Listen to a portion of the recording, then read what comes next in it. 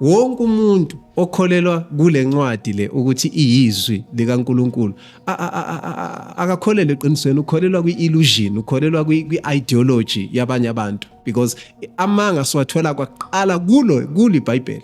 Lies can be the truth in the absence of the truth. Okay. Amanga ayaba iqiniso la iqiniso lingekho khona. All right. Nenyawupe sometimes ingcono kuneBhayibheli. Sure kanje. I'm telling you. Ngilibuka nje njenge a weapon of mass destruction.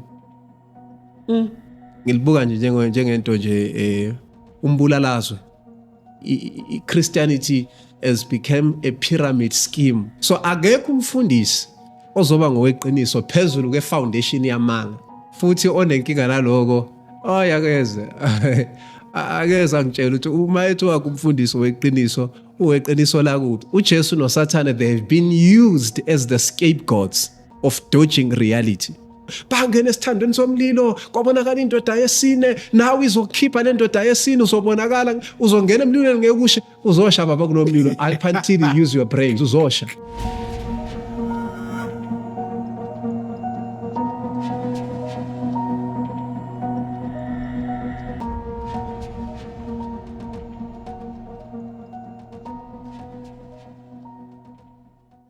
Ndluyakithi emnyama kamalandela yonke Afrika, siyabingelela Hope Revolution TV. Igama lami ke ngusazi wakwasibiya ngila kwiThemba podcast senhloka dolobha eJohannesburg. Bakithi siyagijima sigagasa ngempela sithi Hope Revolution TV, abantu ababenalo ithemba, ngoba nje sithi Themba podcast ilapho ngempela siqinisekisa khona ukuthi abantu ababenethemba abahlakelwe ithemba. Namhlanje sithi alibuye. Namhlanje ke siphethe inkunzi malanga enkulukazi bakithi, angazi ukuthi kodwa namhlanje ngempela iyolala ibonene ngempela, ngoba sekonakele kakhulu ngempela endlini zayo lapha na ke Hope Revolution. Mhlawumbe i-guest esino niyazi kakhulu lapha na ke ku TikTok, insizwe evela idedela amabhomu nje phezulu kwamabhomu, bathi ke umntakaphosha. Umntakaphosha asikubingelele mfowethu, sikwamukele. Awu asibingelele mfowethu. Njalo kodwa. Yeah. Mfowethu ufikile ugalelekile namhlanje nathi la Hope Revolution TV. Hayi no. Ngithanga nivakashele bafowethu namhlanje. Yeah. Siyathemba ukuthi mhlawumbe khona okuzoshintsha empilweni yomunye umuntu. Yeah. Ngifisa ukuthola nje umntakaphosha ubani wakwabani, ukhulelaphi, ukhula kanjani? Umntakaphosha uKatlego igama lakhe wakaNarisbongo, ukhulela khona la eThembisa Ivory Park. Okay. Bese igama elithi umntakaphosha ke liqhamuke ngemva kwesikhathi eside kakhulu. Nginokubalabala phakathi enhlizweni yami, ngasheshe ngashoma emhlabeni ngina 17 years. Ngakaze ngisebenze, ngakaze ngenze lutho emhlabeni. So ngaba naleyo nto leyo nje njalo nje ngoMother's Day ngibona abafowethu abanye bekhipha omababo bathengela izipho, mina ngiyalimala ngaphakathi ukuthi engabe mina wami uma wayenzene emhlabeni ukuthi azahamba angazi ngisho ichapisi ethengwe indodana yakhe. Therefore mangiqala lolu hambo lwami engilwenzayo lokubuyisela ubuntu kubantu, ngisiza abantu, ngihlanganisa imindeni, ngathi ngelinye amalanga ngifike kwenye indawo okhukho lapho Lundi ngisiza omunye umndeni. Wathi ugogo omdala, saze sabusiseka isibeletho esithwele lengane, ungibongele kuma wakho zehla inyembezi. Wathi yini ukhala mntanami? Ngathi akasekho emhlabeni lo muntu loyo. Wathi no, noma ngasekho emhlabeni angeke siye ukumbonga ngalento senzele yona. So lento yasingenza ukuthi no, avesane ngizibrand ngegama lakhe, so that mangikusizile, mawulubonile usizo lwami, wazi usizo umntakaphosha, ayisekho engamenzela ngaphansi, ngenza ngimnikeza udumo ngemisebenzi yami emihle, kubonga isibeletho sakhe. Mhlawumbe masikhuluma ngomntakaphosha, ngiyakuzwa ubalula indaba ukuthi umama wadlula emhlabeni uneminyaka e17. Ngicabanga ukuthi uhamba isonto, ufake ubani esontweni mfethu? Esontweni mfowethu, isonto ngisho ukuthi into cishe abaningi bethu esizalele kuyona. Okay. Sakhulela kuyona. Yeah. Kodwa phela uma uzalele esontweni uphinde ukhulela esontweni uyingane, angeke uhlale nawe mawukhula peer pressure ungathathe zakhe indlela webona uyihambela uzenzele into zakho ize noma uzophinde futhi mhlambe ngesonto kuthiwa asiyene esontweni uye esontweni kodwa uthola ukuthi nawe uyabamba mhlawumbe usho ukushaya amabhiya uyibona le nto le so nami ngikhule kanjalo ke siye esontweni ekhaya but ke bengizihambela nami indlela zami kwase kufika ke isikhathi la mina ngokwami ngathatha i-decision ngathatha isinqumo sokuthi ngilithatha serious isonto walithatha serious mfethu waphila nalo mfethu washumela abantu baphila kodwa namhlanje ngathi sekunenkulumo ekhona around wena and leyo nkulumo siyayibona ishaya amabhomu kakhulu ku TikTok siyibona mfethu ku YouTube umntaka phosha yini ekuqhatha neBhayibheli ake siqale la wena mfowethu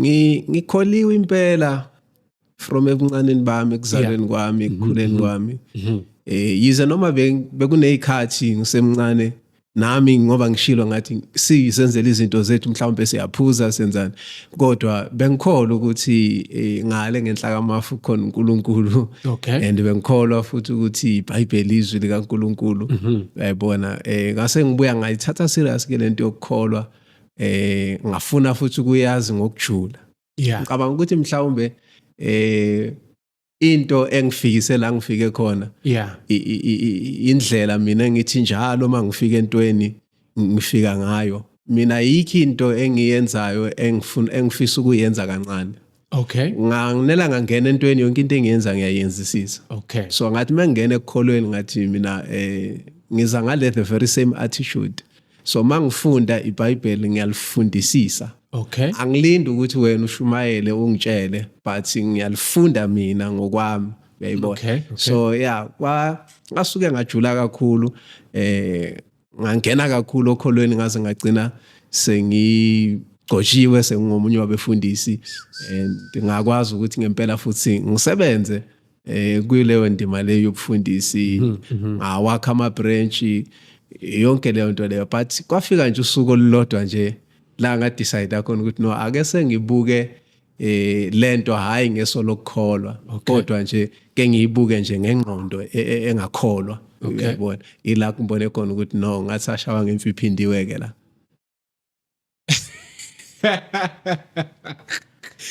sayishawa ngemfiphindiwe mfethu iza kanjani lo yini le ekubeka kuleso sigaba leso ke ake ngithi umphelezelo wayo yonke lento iCovid iCovid-19 all right ake ngithi umphelezelo wayo lento iCovid kufike iCovid ngo2020 and kwafika ama lockdown so ngithe mangihleli ekhaya ngoba naku phela besihleli akuyiwe emisebenzini ngisho namasonto avaliwe akukhonzwa yabona abanye abefundisi bakhonzisa online abantu sebakhonza ngedatha bakhonza ngo Facebook yabona so ngaqala ngabuka abantu belahlekelwa izinto I received a lot of calls ngikhombula omunye wesifazane wangifonela athi hey naku ke ngilahlekelwa imoto ngilahlekelwa indlu yonke into nje ngenxa ukuthi manje umsebenzi uphelile ngendaba yeCovid then ngikhumbula manje ngitshela into le nami ngamshumayeza phela ngamshumayeza istory saJobe ngamtshela ukuthi no no bekezela mama uJobe kwahamba konke kwahamba konke waze wathi nowesifazane unkosikazi wakhe ethi thuka lo nkulunkulu wakho ufe wathi yena cha isiphuphu sesifazane why kumele sibonge makwenzeka okuhle kuphela kodwa makwenzeka okubi singabongi ngiyangeza nginje ngizobuyela nginje yabona ezinye sezinto kumnandi mawushumayeza umuntu uyabona ukukhuluma ngomlomo but umuntu lo umtshelayo leyo nto leyo ngendlela izinto suke zenzeka ngakhona kuyena wena ungazitshela ukuthi uyamlapha umushumayela kanti ayikho into yenzayo ngoba noma ungashumayela mezolala ebusuku lento iyabuya uyayibona so ngazitshela ukuthi ngiqedile mina ngokumshumayeza and then awuphelanga 2 weeks phelanga amasonto amabili ngafonela izingane zakhe zathi uma usesibhedlela sesibhedlela yini awu ngihambe ngiyombona ngithola ukuthi no i depression usesibhedlela and also phinde futhi ugadwe na i-depression center. So ngifike lapho ke ngiyobuka yena and then ngiyokhulumisana naye futhi ngiyomkhulekela and then ngagcina sengiba ne connection yaleyo depression center, ngaqala ukuvakashela i-depression center and then ngathola ukuthi hey baningi abantu abalapha yana e-depression center futhi abakholwayo abashawe ngama-depression. Then ngase ngiqala ke ngenza uphando kahle kahle yini le nifikisa la nikholwa. And I realized ukuthi thina mesishumayela njengabefundisi sizitshela ukuthi yonke into iphelile ilungiswa intshumayelo, kanti cha, yebo uyamshumayeza umuntu wakitaza amadlebe agxumoka leso sikhathi ushumayela abone ngathi yonke into irela, kodwa mebuyele ekhaya zonke izimo andlula kuzo ziphinde zibuye futhi back. Yiyo lento egcina isidala ama-depression. Intshumayelo ayishintshi umuntu, intshumayelo ayilaphi isimo. Alikho nelilodwa iverse eBhayibhelini namhlanje umuntu angangitshela ukuthi le verse liyasilapha isimo somuntu. Iverse likhohlisa umqondo kodwa isimo somuntu si reality. Ended ayiphinde leyo uthini kimi? Ngathi alikho iverse eBhayibhelini elingasilapha isimo somuntu. Iverse lingakhohlisa umqondo kwesikhashana kodwa isimo si reality. Isimo sidinga indlela ezosilungisa siphele, hayi indlela ezokhohlisa umqondo. So wena uthi iBhayibheli, ngamanye amazwi iBhayibheli likhohlisa ingqondo. Kahle nje. Amazwi akho nje anjalo. Kanjalo nje. Athi iBhayibheli likhohlisa ingqondo. iBhayibheli nje likhohlisa ingqondo, lenze umuntu afile ngathi into andlula kuyona ayisekho, kanti cha ikhona. Uma sesukile lapho mhlawumbe emehlena lo muntu omfundele lo verse wamshumayeza, iyabuya futhi lento akwenzeki ngabuyi. So uthini ngeBhayibheli ngendlela osulubuka ngayo njengamanje? Right, indlela esengilibuka ngayo ke iBhayibheli njengamanje liyincwadi nje bakithi. Incwadi esikhule sisatshiswa kuthiwa izwi likaNkulunkulu ayiquestionwa yabona, kodwa I've realized ukuthi it's just a book nje elibhalwa abantu kahle, and futhi okubhlungu ukuthi labantu abalibhala bona balibhala ngenjongo thizeni ezokuduna ingqondo zabantu because they just wanted to colonize us and control people. So like obviously abelungu okhuluma ngapha abelungu la mara nabo bafunda lona leli Bible uthi okhuluma ngalo. Angithi uma siqala ayikho into ebuhlungu njengokuthi when we talk about colonization owakitho nesikhumba esinsundu nesikhumba esibrown unokuthi yena, how come would you say Christianity was created for colonialism? It was iyenzela ukuthi icolonize, kodwa mawuya naphesheya le balungini ikhona iChristianity neBhayibheli bayalifunda ngale phesheya. People does not understand what is colonization. Labantu uma becolonizer, icolonization was not designed only for Africa, but baqala ngokucolonizana bona bodwa le. So lento bayakha ukuthi bacontrolane bona le phesheya. After that basebelula impiko ke beza la eAfrica. And ungathi uyabuka kahle iBhayibheli uma selizofika ngapha eAfrica ngo-15th century bese kunama editions, sekunama ama-versions amasha akhandwe ngo-14th century. Bese yana khona enye beyina 88 books yakhandwa ngo I think it's 12th century, and then kwabuye enye futhi yakhansela leyana yaba no 80 books, and then kwabuye le ena 66 books esinayo namhlanje ngo-16th century. And abesekhandwa yilaba besebeza ngapha. But ngalesikhathi bona befuna ukucontrolana bona bebodwa bayiqala kwi-Council of Nice ku-6th century. Bona bebodwa uConstantine the Great bahlala phansi bonke baqoqa babhala bahlanganisa lokho abakuhlanganisayo base baya enslavana bona bebodwa bacontrolana bona bebodwa before the fall of iRoman Empire. So in other words uqonda ukuthi lento elotshwe eBhayibhelini into engaveli kuNkulunkulu, into engasuka uNkulunkulu, into esuka kubantu nje kahle. Into esuka kubantu and abayakhe ngeinjongo zabo ezokuthi bafuna nje ukucontrol abanye abantu. Why usho njalo? The main reason I will say so, it's very, very simple. Okay. Ayikho nento eyodwa esifunde eBhayibhelini that we can trace it or trace the evidence yayo outside the Bible. Yonke into yaseBhayibhelini ifakazelwa iBhayibheli. There is no archaeological evidence of anything exist eBhayibhelini. Ungaya eGibhithe ufuke ufune ancient historical books noma history yase-Egypt, angeke umthole uMoses, angeke ubathola abantwana bakwa-Israel kwi-history yase-Egypt. What you can only find, ungathola i-history yase-Egypt ekaSargon the Great, owayengumprofeti ozalwe waphila impilo cishe efana nekaMoses and uphile before Moses. That can tell you ukuthi le stories kaMoses eBhayibhelini, it's a directive, sintshontshiwe somewhere kwakhiwa a character, kutshontshwe a character yomuntu kwakhiwa umuntu. So uMoses didn't exist, kuntshontshiwe i-character kaSargon kwakhiwa uMoses. Hayi mandoda. Ndoda manje lento ethi uNkulunkulu mfethu, shuthi into ekhona yona kodwa asi-referi ngezinto ezikhona embhalweni. Kwaqala nje masizokhuluma ngoNkulunkulu mfethu kumele sibuye silungise igama elithi uNkulunkulu ngoba liyiphutha elikhulu kakhulu. Lini? Liyiphutha elikhulu kakhulu. Okay. I-concept kaNkulunkulu oyedwa lo uhlele ngale ngenhla kwamafu, inhla kwesibhakabhaka, ohleze ecashile ungazi ucashele la. Into engekhoyo yonke le nto leyo.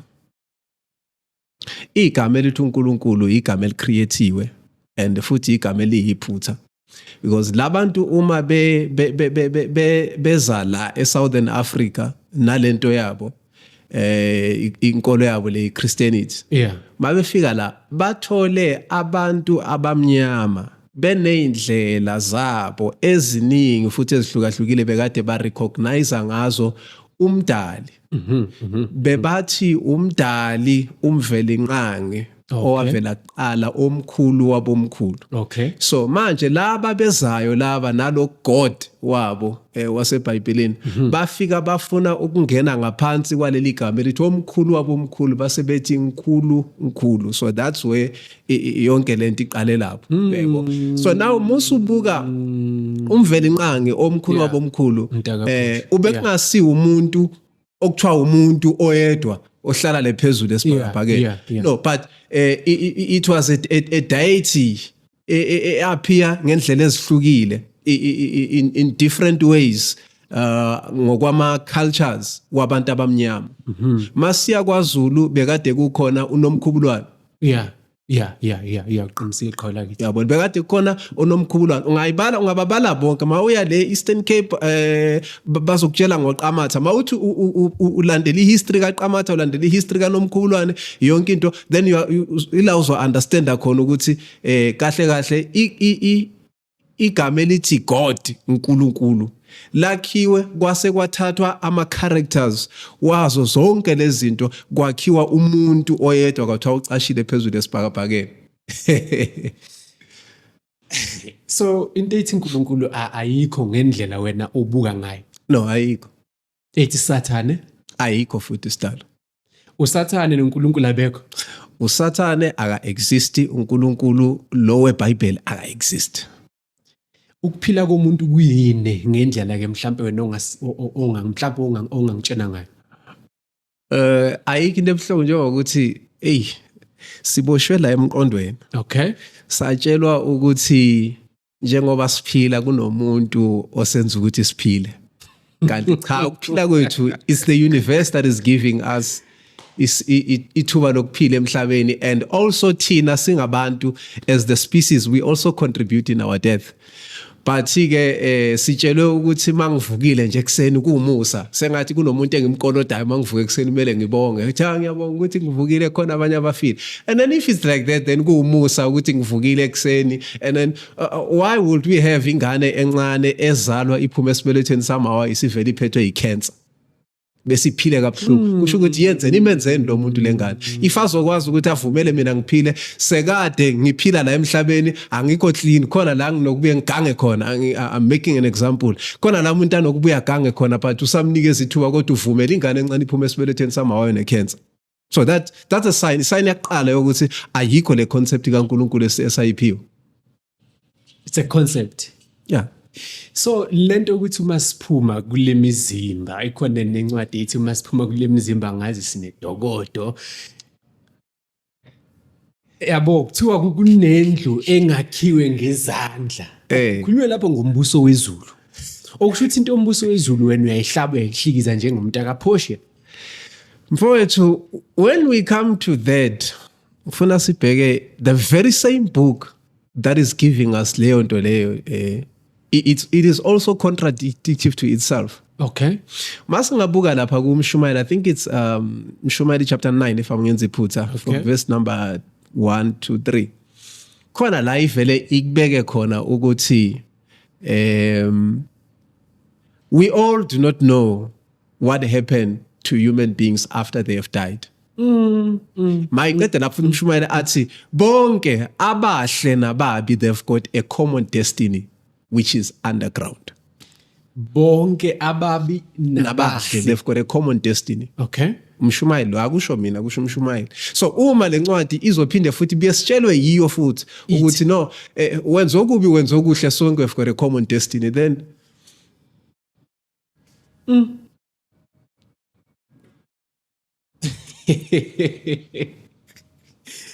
yeah. So bakhona abantu namhlanje abangasondeli esonweni ngenxa yento ethi uma wenza isono uzobhekana nama consequences alotshiwe embhalweni ukwehlulelwa. Akanti uyabona leyo namfowethu ibhlungu ngoba ixabanisa ne reality and ixabanise nendalo because khona abanye abantu abazitshela ukuthi abenzi isono based on umthetho abawufunda encwadini ne-doctrine abayiphiwa ngencwadi ne-concept ne-context yencwadi but bagcine sebenza isono against the reality. Iyo lento futhi edala ipoverty eAfrica. It is because we end up being faithful into a book and sihluleka ukuba faithful into the reality yempilo esiyiphilayo. Yebo. Kanti umuntu uma engaqala athi okubi akakwenzi bafethu I know very well ukuthi the day ngiphuma ngishiya inkolo yobuKristu a lot of people omunye bawuqala ukukhuluma omunye athi hamba uyothwasa because people think like when you leave Christianity sokumele hamba uyothwasa noma when you leave sokumele hamba uyodakwa hamba uyophuza no ngiphumile enkolweni yobuKristu but angikwenza okubi. Yeah. Angikwenza okubi hayi ngoba ngisaba ukuthi ngiyosha but angikwenza okubi ngoba ngisaba ukushisa unembeza wami la emhlabeni. Into engisaba mina unembeza wami yonke into unembeza wami angavumelani nayo angeke ngize ngiyenze. Mangabe ngiyenzile ngizosafara ama consequences obvious but after that ngizosebenzisa ingqondo yami ukuthi ngilungise kanjani. Mangabe ngona umuntu ngozehlisa ngixolise kuyena. So laba abantu bagcine bethi bona abafuni ukwenza isono ngoba basaba ukuyosha. Uyabona uma usaba ukwenza into embi ngoba unento oyisabayo ukuthi izokwenzeka ngemva kokufa still usangazithola uyenzile leyo nto leyo ngoba uzoba namaqhinga ozozikhohlisa ngawo ukuthi hayi ngizoxolisa. Ngempela sinayo lento le yokuthi uma sisamukela uJesu sixolisa izono zethu ziyathethelelwa. So at the end you will keep on doing one thing lokuxolisa one thing lokuxolisa because unale scapegoat sokuthi no ngiyaxolisa ngiyarepenta and then at the end I'll stop ukwenza into embi. But uma uzobalekela ukwenza into embi ngoba usaba ukuthi uzophinda uattract into embi kushaye futhi usaphila la emhlabeni then you are free from not doing anything wrong. Mhlambe ungathini mhlambe ubheka leyanto okuyabalula mhlambe engafuni sidlule kuyona singayiphethanga ukuthi incwadi zona eBhayibhelini ziyaphikisana mhlambe singakubheka okweBhayibheli elidala nelesivumelwano esisha from kuMateyu. Uthini mhlambe ukuvala leyo chapter kweyincwadi eziphikisanayo? Pethu incwadi eBhayibhelini ziyaphikisana, and some other times when we dodge this reality, I used to dodge it in that way. We would know it was the first and the second covenant while I was still a Christian. No, it's the first and the second covenant, and then leli covenant lesibili bekade liphelelisa leli laqala, so ayikho into contradictive la. But to tell the truth, the book is contradictive even in kuyo le entsha, testament entsha, iyazicontradicta kwayona nayo futhi iyodwa. Why njalo? Ungabuka ake sibuke incwadi zalensizwa le izo ebhale kakhulu lapha eBhayibhelini uPaul. Mawubuka incwadi zika Paul ubheke kwabaseKorinte. Kukhona kwabaseKorinte la avimba khona abantu besifazane, athi abantu besifazane abangasho lutho ebandleni. Abantu besifazana abangasho lutho ebandleni makhona into afuna ukuyisho ngamana ubuza umyeni wakhe ekhaya. Ngamanye amagama uvimba ngisho abantu besifazane ngisho ukushumayela. NgokwaPaula lapha kwabaseKorinte akumele umuntu esifazana phakame ashumayele ebandleni. KwabaseKorinte. But masoya kwabaseEfesu if it's not abase-Efesu noma abase-Galatia, between the two I forgot, but khona la ayicrusha khona indaba yegender athi uma sila singabantwana bakaNkulunkulu ucrusha inationality acrushe negender. Uthi akusekho umJuda, akusekho umLevi, akusekho indoda, akusekho umfazi, siyinto eyodwa. So ngamanye amagama uma ucrush igender kusho kona ukuthi uyamvumela owesifazana ukuthi angaphakama thina ashumayele, but kwabaseKorinte uthe cha. So zonke lezo zinto izezenza wagcine usubona ngendlela obona ngakhona washiya ibhantshi lokuba umfundisi. Into edala ukuthi ngishiye lento kahle it was realizing ukuthi isonto is contributing into poverty and slavery, too many things. Isonto kahle nje la emhlabeni, especially la eAfrica, uma singavala amasonto, maybe for the period of 3 or 4 years sivala amasonto, nesimo somnotho singashintsha singakhuphuka. Indoda uthini manje?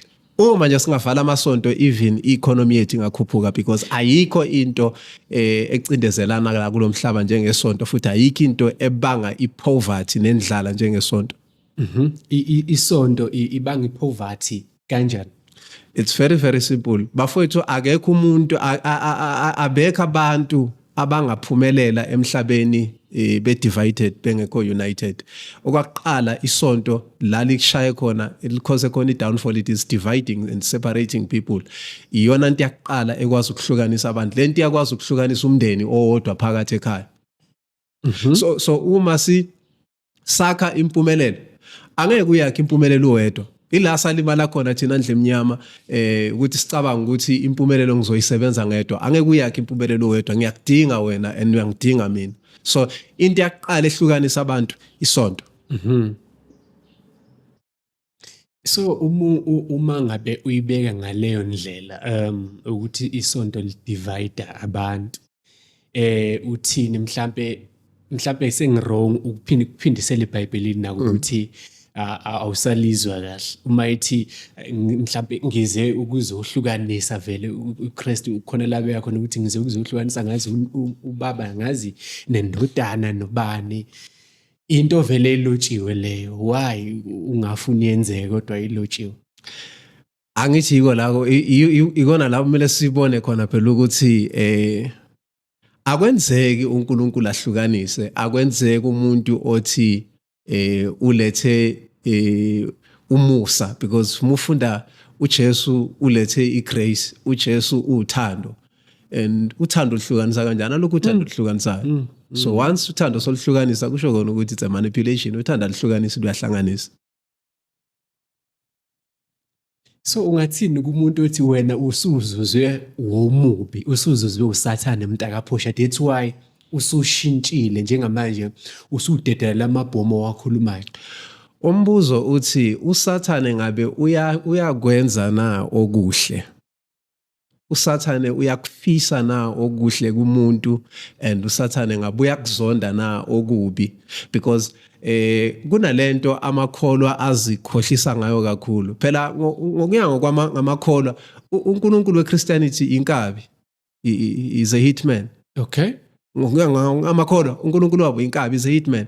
uNkulunkulu wamaKristu angakubulalela ukuthi you are questioning a book that was written by another man la emhlabeni, and then baqalekise bafisa ukubona ufile, mina bafisa ukungibona ngifile, yabo onga ukuthi baze bathatha iadvantage ukuthi I was born slim, ngithathele komkhulu bami vele sinje, but ke bona basuke bagiye bathi uyabona ukuthi uyaphela lo muntu, uyaphela uceda yiko lokho ukuthi ulwa noNkulunkulu, because their God is a hitman according to them. Inkabi iyabulala ishaya kwasana, yebo. So ba 100% convinced ukuthi umuntu angaba nama good morals, enze konke okuhle futhi angafuna angazwani nokubona into embi isenzeka komunye umuntu, but ngoba angavumelani nalencwadi le abesetshenziswa uSathane. Umbuzo engaba nawo konke umuntu ukuthi engabe uSathane uyakwenza na okuhle. Sure. Mfethu, so how do you feel ngeenkulumo eyifana nalezo mhlambe eziqhamuka ziza kuwena zingameva ukubheka entweni nawe osuyibona ngendlela oyibona ngayo, because I'm sure kunabantu vele abakugxekayo kakhulu njengamanje, especially amakholwa okuyiwona afakazi kakhulukazi ngencwadi kuthiwa ingcwele iBhayibheli? Mina mfowethu sengakwamukela lokho, and understanding ukuthi abazenzi ingakho sometimes mabelwa bethukana angibuyiseli ngithukane mina. I understand ukuthi abazenzi. Mfowethu akukho lula ukuthi ingane izalelwe ejele, ijwayele ijele njengekhaya, bese uyaqhamuka uzoyitshela ukuthi no uboshiwe la, impilo yakho kahle kahle ingaphandle. So uma umuntu usumtshela leyo nto leyo ezalelwe phakathi ejele uthi lo muntu uyangidukisa, obvious you have to expect lo muntu uzokulwisa. So inkinga ukuthi sazalelwe ejele and kuthatha isibindi ukulishiya leli jele, ngoba ukulishiya leli jele kuthatha ukuthi uqala udile nefiye. Mina ngaqala ngadila nale fiye kuqala, yebo. Akekho uNkulunkulu ongafuna ukusatshwa. Uyabona lento ekuthiwa ukuqala kokuhlakanipha kusaba uNkulunkulu, akekho. Kukhona ubaba ongafuna ukusatshwa, akekho uNkulunkulu ongafuna ukusatshwa, yabo. So lento ngathi mase ngidile nayo mina ngaqeda, mase ngiqala ngikhuluma mabeza be-attacker anginankinga nabo, ngiyabona ukuthi no kusasenzima, inkungu isabambile ivalile, ababoni kodwa futhi abazenzi. Sure. So according to understanding yakho mhlambe wena awuseyena umfundisi, kodwa ke mhlambe looking from experience onayo njengomfundisi, wawumfundisi, iqiniso likhona yini kubefundisi? When we say iqiniso likhona kubefundisi, we have to first understand ukuthi lies can be the truth in the absence of truth. Amanga abayiqiniso la iqiniso lingekho khona. Ayiphinde futhi leyo. Lies can be the truth in the absence of the truth. Okay. Amanga ayabayiqiniso la iqiniso lingekho khona. All right. So amanga waqala ikholo. So akekho umfundisi ozoba ngoweqiniso phezulu kwefoundation yamanga.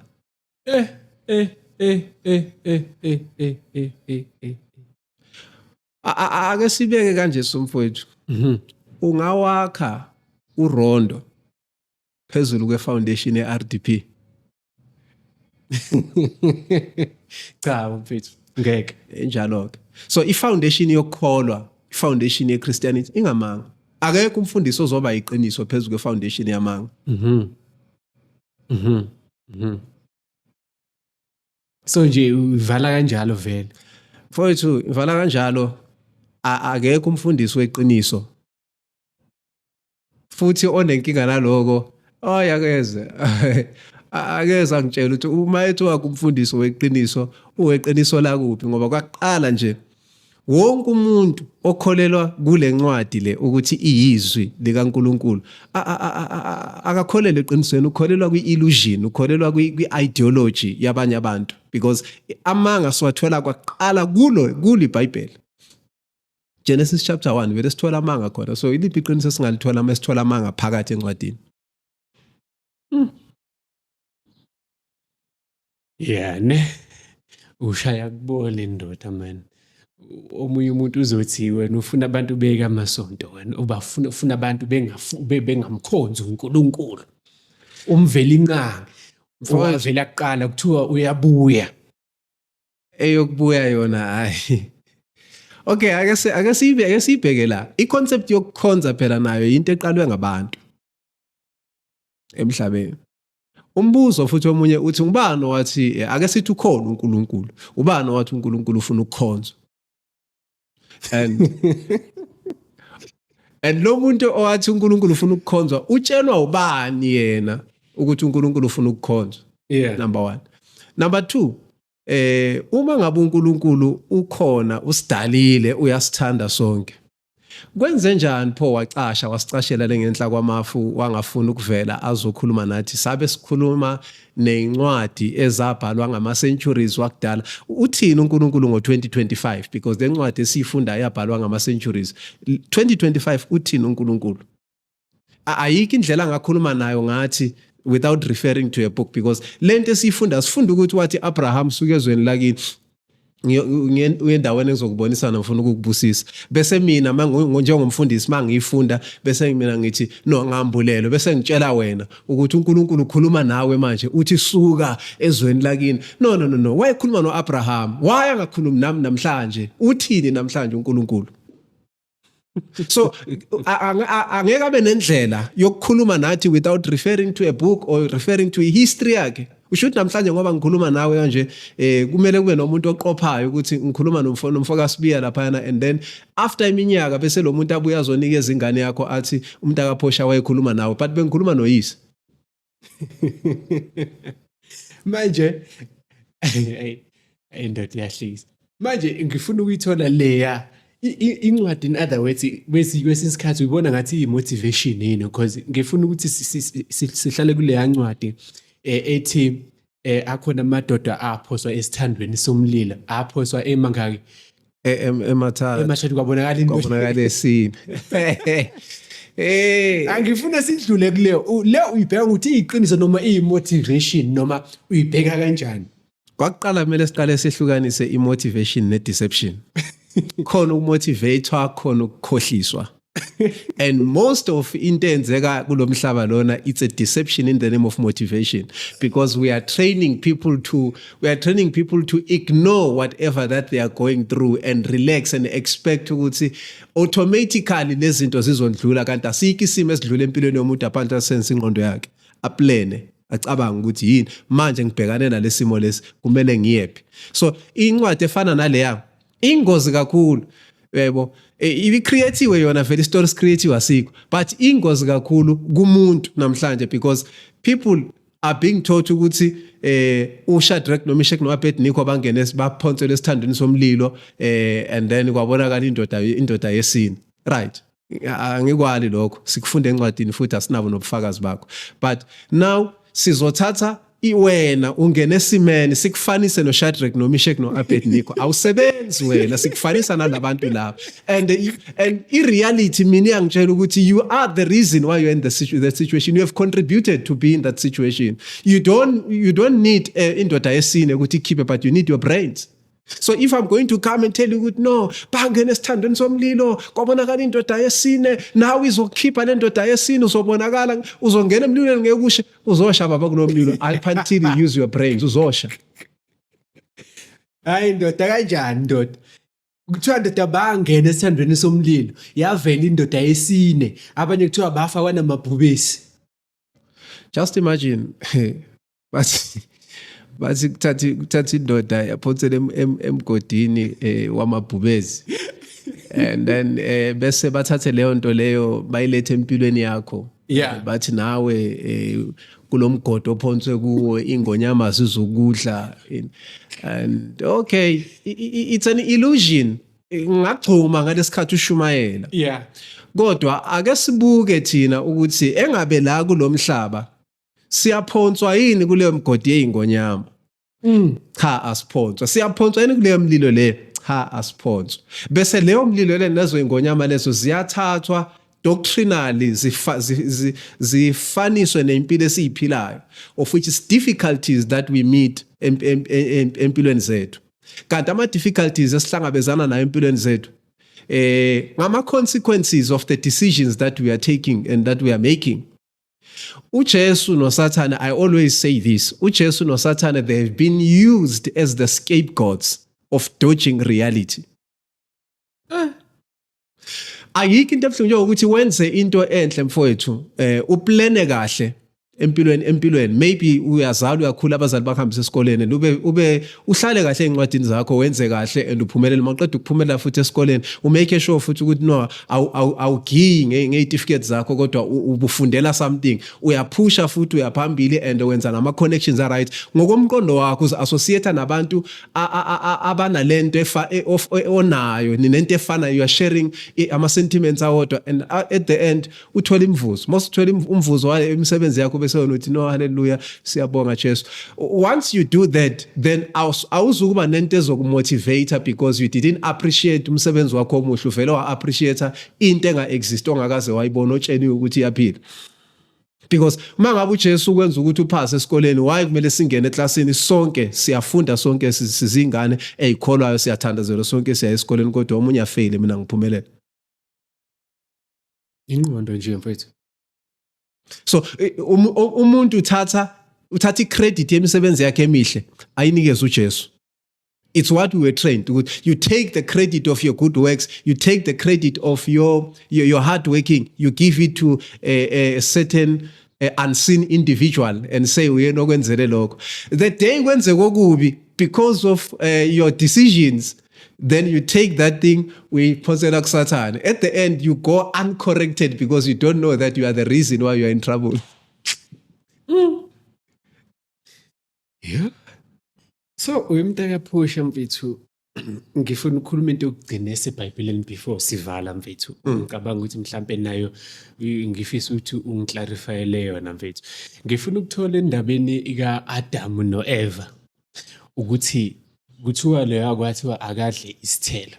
Mhlambe ngokubheka kwakho kube ubekhona uNkulunkulu, mhlambe ngendlela wena obuka ngakhona ukuba ubekhona uNkulunkulu, mhlambe yipi procedure ezisetshenziswa ukuthi sigcwale emhlabeni namhlanje ngoba sikhona, ukuba uSathane akamnikanga instruction uEva ukuthi akatshela lombhemu ukuthi ziyatetema lapha? Hey mfowethu, indaba ya Adam noEva, it's a biggest error that is found in the very first, the beginning page of the Bible. It's the biggest error because after creation ibhalwe kawu2 lapha encwadini, right? Uyithola kuGenesis chapter 1, creation. Kuthiwa wadala konke ngomlomo, wathi emanzini akube khona inhlanzi, akube khona konke, akube khona izilwane zasendle, akube khona lokho, akube khona ihlahla, waqeda bese ngosuku lwesi-6 lwesithupha, yeah, wayesethi asenze umuntu ngomfanekiso wethu, uza kusifuza afane nathi, abuse phezulu kwazo zonke lezi zinto. Okay. Then bese lithi wabadala owesilisa nowesifazane, and wababiza ngo-Adam, he named them Adam. In other ways, the creation, it was 2 genders in one man, of which ngibuye ngicakeke mase sibuya sesilwa futhi ne-homosexuality, because it seems like it's a sign of homosexuality there, ukuthi wabadala owesilisa nowesifazane, in one man, he named them Adam, in one man. Yeah.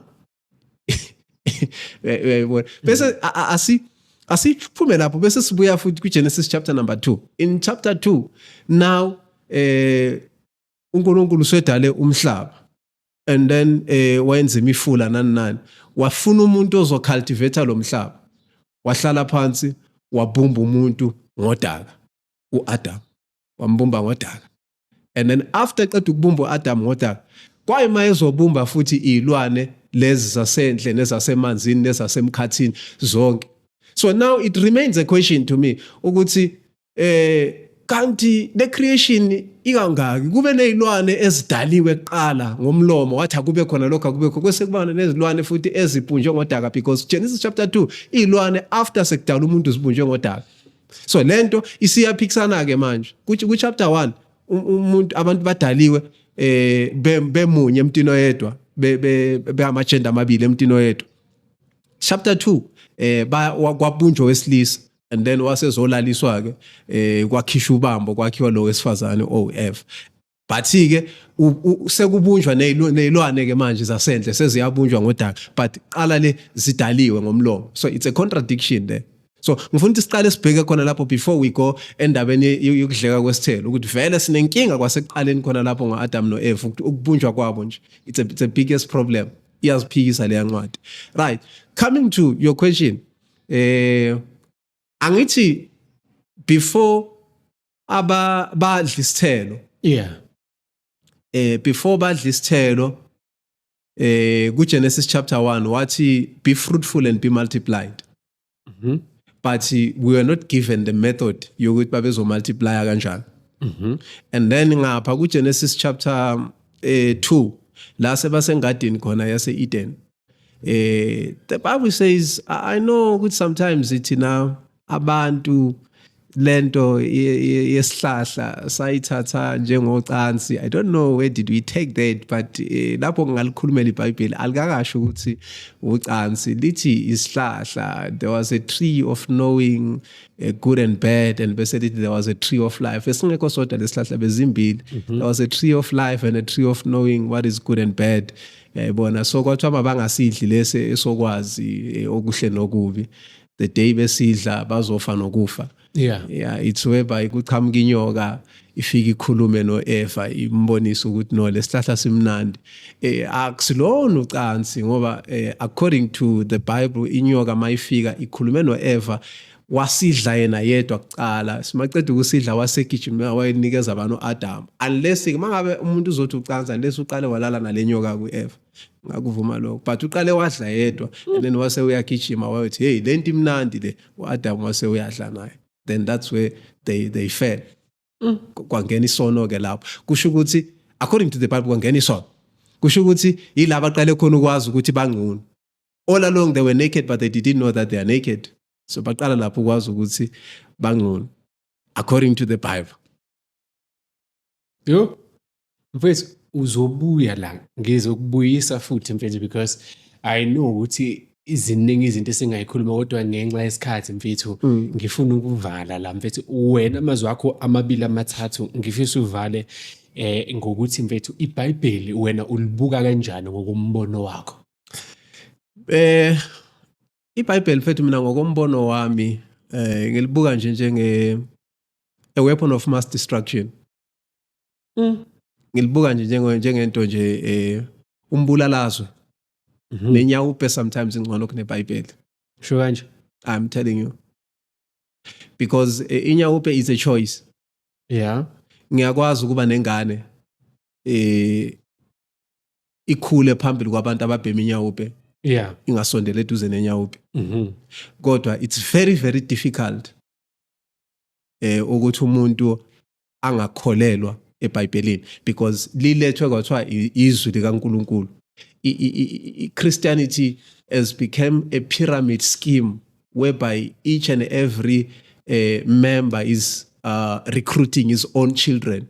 It's a pyramid scheme. You recruit your own children, you recruit your own family, you put them under that thing. And at the end, it makes them bangasebenzisi ingqondo zabo and be controlled by abantu because kuthiwa izwi likaNkulunkulu. Yilento le edala ukuthi mase besukile emakhaya noma besasekhona ekhaya mhlawumbe ahlangane nesonto. Uyazi ukuthi khona abantu abasebenzela umfundisi inyanga iqalisa unyaka uqala uziyophela usebenzela umfundisi lomuntu.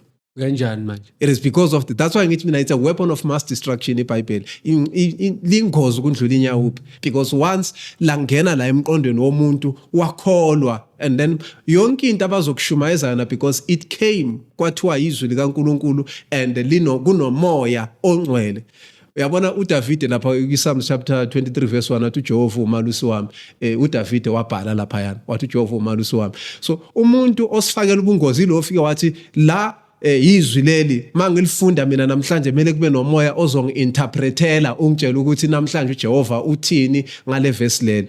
That's where people come bafunde iverse baqede bakutshela ukuthi ngaleli verse umoya ongcwele uthi letho kungaka. Kunabantu abasebenzela befundisi unyaka uqala uze uyophela. That's why eqaleni ngingasho ngathi mina uma kungavala isonto ngisho ne-economy ngakhuphuka because kunabantu abangazi ukuthi ngaphandle kwesonto kube abekho kulezimo abakuzona. Because baboshwe isonto and lento babophe ngani ngokukholwa. Abantu mfethu bahlukane nemindeni bathi umndeni wami abantu engisonta nabo, omunye ezelahle umndeni wakhe ethi hayi no mina abantu engisonta nabo ibona abafowethu njengoba kulotshiwe embhalweni. Ubaba nomama ngimfica esontweni, abafowethu ngize bafice esontweni. Ungathini mfethu kulowo muntu loyo sesiphethe? Mfowethu sesivala wavala ngenye into ebuhlungu kabi. One of the things mina ezangenza ukuthi ngalivukela leli ivangeli futhi angisalisabi negama abangibiza ngalo ukuthi ngivukela mbuso. Angilisabi noma bathi umphiki Kristu angilisabi. Into yangenza ngayivukela lento it was seeing lento iseparator idivider imndeni ngaleyo ndlela leyo to the point that kube kunabantu abafa bengasakhulumisani bephuma esibeletheni esisodwa bahlukaniswe ilento yevangeli. It's very very painful. Lento ngeke ngayibona isenzeke eThembisa ngezubhlungu kakhulu. One of the brothers engimazi wayekhonza kwelinye ibandla waseSwatini, lo mfo wayekhonza kwelinye ibandla lapha eIvory. Kwenzeka ukuthi wathatha walalela leyo ntshumayelo one day umfundisi wabo washumayela ngale verse uJesu befika bamtshela ukuthi abafowenu bakufuna ngaphandle. Wathi hayi cha, abafowethu yilabo enginabo lana benza intando kaNkulunkulu abangayenza intando kaNkulunkulu kusabafowabo. Bashumayela befundisi because vele the purpose of religion it is to draw you from your family ikudonsele eduze and then bese iyakuvithiza. Mase ikuvithizile iyakulahla, mayikulahla ayisakulahleli kwifamily because ikususile efamily ikulahlela lapha. Now you are alone because wakhe bridge between you and your family usizwa ireligion. So baningi abantu namhlanje abahlupheka bebodwa le esigangeni abasakwazi ukubuyela kwasemndenini, yebo. So this brother wasuke wathi yena umndeni wakhe akusasumndeni wakhe ngoba abakholwa, benza izinto zabo, bakholele emasikweni, bayahlaba, benza nwathi abasasumndeni wakhe abakholwa. Bathi noma bemcela bathi mfowethu sicela nje usiboleke noma imali, usincedise noma ngemadlana mangabe benomsebenzi. Athi cha, eyakhe imali ayiye emademonini. Akakwazi ukuthatha imali yakhe ayise emademonini. Yena ngamana athatha imali yakhe ayonikela ngayo ethempelini likaNkulunkulu, ke-altar likaNkulunkulu anikeza amademoni. Wayesasebenza umfo, isebenza kahle. Kwenzeka wa-retrench emsebenzini, waba nama-benefits abanawo, ama-savings wakhe wawagcina because bese ingejile ehlala nosisami ingejile wasesontweni futhi intombazane beyihlabele lapha esontweni. Wahlala lo mfo efuna umsebenzi angawutholi, belokhu bayaspenda kulama-savings wakhe aze aphela. Athi sephelile wahlala wagula, segula wangena esibhedlela. Baqala benhlamba uzosinda uzophila, wagcina engaphilanga, kwamhlula ukufa, wandlula emhlabeni. Sendlule emhlabeni le ntombazane la ingejile iyabiya kulabafowabo yobatshela ukuthi no, hey nanga umuntu akasekho emhlabeni. Bathi thina lo muntu wafa 4 years back since wathi kithi asasa umndeni wakhe, umndeni wakhe usesontweni. Nathi ayikho into esingayenza. Umndeni wakhe usesontweni uzomncwaba. Liyahlehla ke isonto mase kunjalo bafu. Isonto lingaku-advise ukuthi yithi naso umndeni wakho abantu ekini mabenza kanje ungakwenza ukuthi, kini mabenza ungakwenza ukuthi, mangabe benza umcimbi ekhaya kini phuma wena uhambe. Bangaku-advise ukuthi phuma ekhaya kini kwenza umcimbi, ungabi part of lo mcimbi loyo, ngamani uze esontweni noma uphuma uye kuphi. Kodwa mhla wabasenkingeni isonto lihlehlele emuva, kumele kustepe in umndeni wakho nomndeni wakho ucabene nawo. Nayo inkinga. Umfo sekunze wacishe wabolela egovernment moshwari. usisi wangilanda mina ngoba esazi ukuthi ngumuntu oziphilela nomphakathi wathi ucela simsize simcelela ama donations. Sacela ama donations emphakathini. Abafowethu bakhipha nje inamba bathi na inamba yasekhaya eSwatini nabafonela bazontshela ukuthi nenze kanjani eSwatini, but no thina iphela esiyibhadalayo ingakwazi ukunihlangabeza halfway kuphi eBorder Gate. Sacela ama donations emphakathini ukuthi lo muntu sikhokhi phela ehambe iyomdrop eBorder Gate ihlangana naye phela imthathi iyele. So ibhlungu lento le ngathi kuwo wonke umuntu osazikhohlisa ngaleyo nto leyo ukuthi abakini ngoba abengakholwa uthi abasumndeni wakho qaphela mfowethu lingakushonela ilanga. Jika lolo hambo lolo lingakushonela ilanga. Uzozithola usenkingeni isonto ngeke lime nawe lizohlehlela emuva. Valelisa mfowethu. Ayiphindi ibona le bafowethu kuningi ngicabanga ukuthi kusadinga ukuthi sikhulume ngakho empeleni sizo wakithi onsundu sizo wakithi omnyama because ekugcineni into kumele siyibuyise engiyibone mina kuyinto ebaluleke kakhulu kubantu abamnyama ubuntu more than inkolo.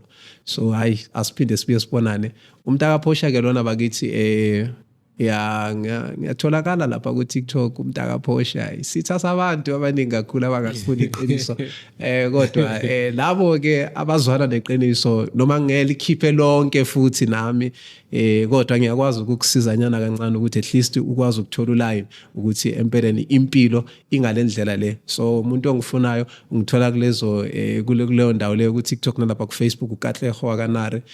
Mangabe ufuna ipersonal number yami ke mhlawumbe udinga uxoxa something nami ungangisendela uWhatsApp ku 0736397862 kanti futhi siphusha neprogram project enkulu kabi lapha nethi ubuntu kubantu whereby we just take each and everyone approachayo athi no kuyabheda ngicela ukulekelelwa maybe bafuna ukudla maybe izinto impahla zokugqoka whatever evelile anginalutho I'm not a millionaire ngiyakhona la kubo labantu engiphila nabo abama followers walento engiyenzayo ufike ngibathulela udaba bese ngibanikeza ama account omuntu base bayakwazi ukumsiza. So nawe mangabe ufuna ukuparticipate into efana naleyo landela ama lentozana ama projects wethu lapha epage nami la Facebook elithi Katleho Nare. Ngiyabonga.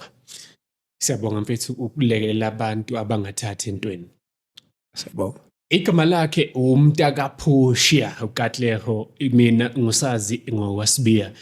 Ngikhona la ku Hope Revolution TV kodwa ngibheka ixesha impela selihambe kakhulu sesihambile isikhathi akusavuma ukuthi singaba la njengamanje. Okwakho sicela ukuthi lapha comment section ucommente sifuna ukuzwa umbono wakho ukuthi uthile ngale ndaba yalomfundisi umntakaphosha owalishumela kakhulu ivangelo abaphilisa abantu wenza ama branches amaningi namhlanje asela ama branches abuswa abanye befundisi yena usethi indaba yeBhayibheli scammer ingqondo yomuntu. Ngicela ukuthi lapha na comment section sifuna ukuzwa umbono wakho ke ukuthi uthini, like subscribe ngaso sonke isikhathi. Ngicabanga ukuthi uma usubscribeile kuhle kakhulu lokho ngoba siyayithola isikunikeza ivideo suyisikhona ngaleso sikhathi.